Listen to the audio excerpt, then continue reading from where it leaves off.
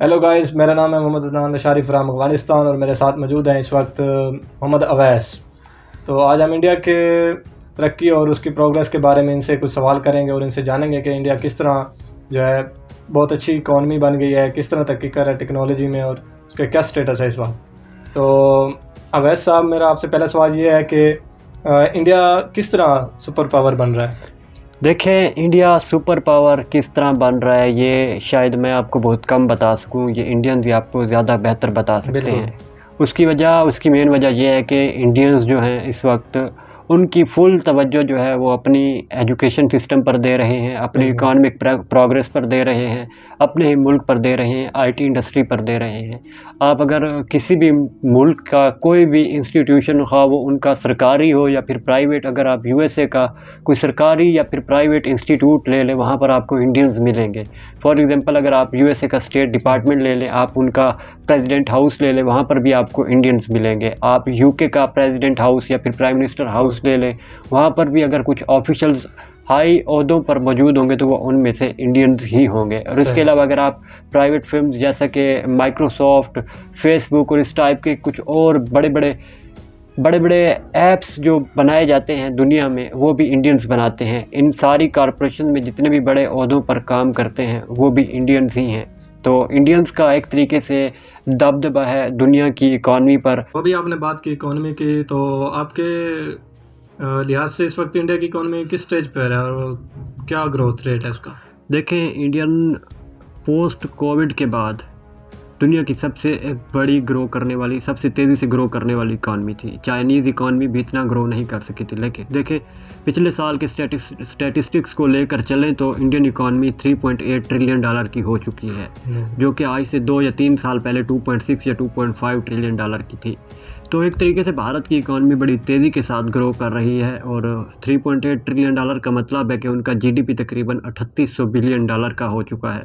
यहाँ पर उनकी एक्सपोर्ट भी तकरीबन $500 बिलियन को क्रॉस कर चुकी है। ये भी एक बड़ा ब्लो बैक है, जो कि हम अक्सर कहते हैं कि पाकिस्तान एक बड़ा मुल्क है, सुपर पावर मुल्क है। तो वहाँ पर अगर हम रियलिटी में देखें इंडियन प्रोग्रेस को, तो वो काफ़ी तेज़ी से ग्रो कर रहे हैं। उनकी आईटी मार्केट आप देख लें, $250 बिलियन को टच कर रही है। उनके जो बच्चे बाहर पढ़ने जाते हैं, एक और चीज़ जो मैं यहाँ पर कोट करना भूल गया, भारत के जो लोग बाहर के मुल्कों में रहते हैं वो ज़्यादातर बड़े ओहदों पर हैं। हमारे पाकिस्तानियों की तरह कोई टैक्सी नहीं चलाता वहाँ पर, बल्कि वो ऑफिस वर्क करते हैं, बड़े बड़े ओहदों पर हैं। वो हर साल भारत में तकरीबन $100 बिलियन रेमिटेंसेस की सूरत में भेजते हैं। तो ये भारत की इकॉनमी तेज़ी से ग्रो करेगी। उसकी सबसे बड़ी वजह यह है कि भारत ने अब सेमीकंडक्टर इंडस्ट्री लगाने का भी फैसला कर लिया है। इसके अलावा भारत की डिफेंस एक्सपोर्ट्स भी आने वाले अरसे में बढ़ने वाली हैं। तो एक तरीके से भारत अपने आप को हर सेक्टर में कवर कर रहा है, ताकि भारत का एक एम है कि आत्मनिर्भर भारत बन सके, जो कि नरेंद्र मोदी की तरफ से किया गया एक, यूँ समझ लें कि अच्छा इकदाम था। सही। तो एक और चीज़ देखिए कि पूरी दुनिया में इंडियन सबसे ज़्यादा आगे हैं, इसमें क्या आप समझते हैं? देखिए, वही बात जो मैं पहले आपको बता रहा था कि पूरी दुनिया में इंडियंस ही आपको मिलेंगे। चाहे जिस किस्म की ऑर्गेनाइजेशन आप ले लें, चाहे वो पब्लिक ऑर्गेनाइजेशन हो, प्राइवेट ऑर्गेनाइजेशन हो, या फिर वो गवर्नमेंट की कोई बॉडी हो, आपको दुनिया भर में इंडियंस ही मिलेंगे। नंबर 1 उसकी मेन वजह यह है कि भारत में एजुकेशन सिस्टम ही इतना स्ट्रॉन्ग है कि वो जो लड़का वहाँ पर ट्रेन होकर बाहर के मुल्कों में जाता है वो सीधे सीधे एक अच्छे ओहदे पर ही जाता है। फॉर एग्ज़ाम्पल, आप गूगल का CEO ले लें, सुंदर पिचाई को ले लें, बहुत बड़ी एग्जाम्पल है। इसके अलावा यूट्यूब का CEO ले लें, सभी भारत से पढ़ कर गए हैं।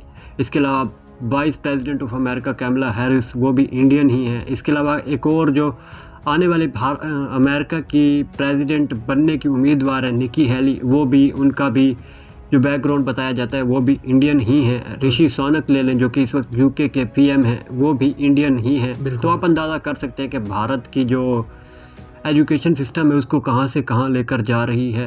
और ये एजुकेशन सिस्टम का ही कमाल है कि भारत से इतने पढ़े लिखे शख्स बाहर जाकर प्राइम मिनिस्टर या प्रेसिडेंट लगते हैं, पाकिस्तानियों की तरह वेटर या फिर टैक्सी ड्राइवर नहीं लगते। सही।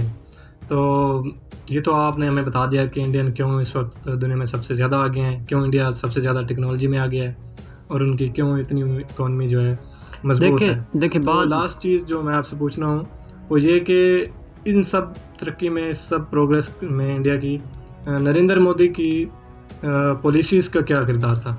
देखें, नरेंद्र मोदी की पॉलिसी का किरदार ये था कि वो एक, मैं आपको बता दूं कि वो नेशनलिस्ट लीडर है। गुड। वो पैट्रियटिज्म पर बिलीव करते हैं, कट्टर नेशनलिस्ट हैं।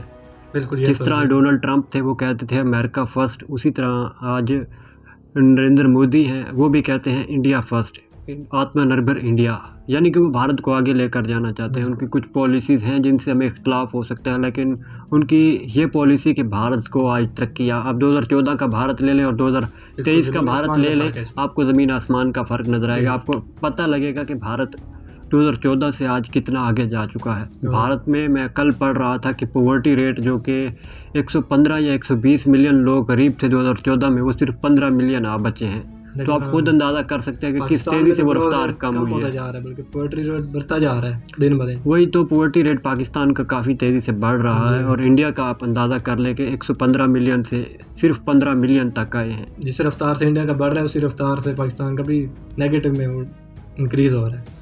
तो यही बात है, भारत तेज़ी से ग्रो कर रहा है, उसकी सबसे बड़ी वजह जो है, उन्होंने एक तो डेमोक्रेसी वहाँ पर है, दूसरा वहाँ की फ़ौज कोई ऊट-पटांग हरकत नहीं करती, वो अपनी लिमिट में रहती है। तीसरी बात, वो पॉलिसीज़ को इम्प्लीमेंट करना जानते हैं। बहुत ज़्यादा अहम होता है। चौथी बात, वो उनका एजुकेशन सिस्टम स्ट्रॉन्ग है। पांचवी बात, वो हमसे कहीं ज़्यादा डिसिप्लिन लोग हैं। बिल्कुल। और आखिरी बात, वो मुझे आने वाले 20 या 30 सालों में वर्ल्ड की सुपर पावर बनते दिखाई दे रहे हैं। काफ़ी अच्छी बात है ये।